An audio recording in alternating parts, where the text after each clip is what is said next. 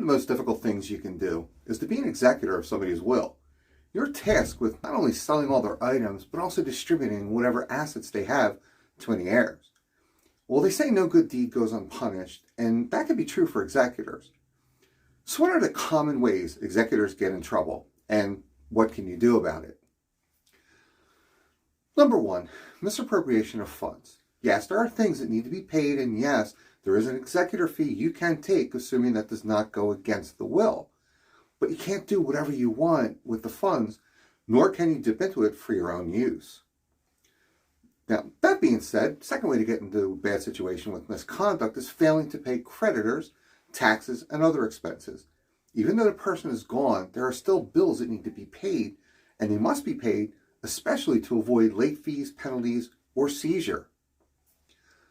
Another common way is withholding inheritance. You must carry out the wishes of the decedent, and when some executors may try to withhold inheritance from a beneficiary for personal reasons, or they feel they're just not deserving of it, a form of punishment, that's perceived as a slight. Executors are legally obligated to comply with the terms of the will and trust, and you don't have the discretion to deviate.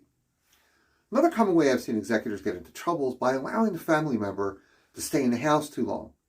Most attorneys I talk to agree that judges will give 30 or maybe 60 days for family members to vacate the estate's house.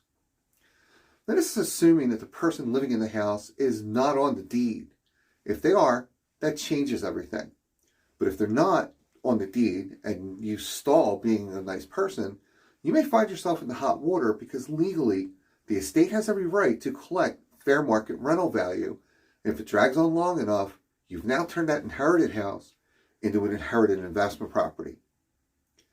The best way for you to avoid all these problems is to hire an attorney and a realtor who's experienced in estate sales, and they will keep you out of hot water.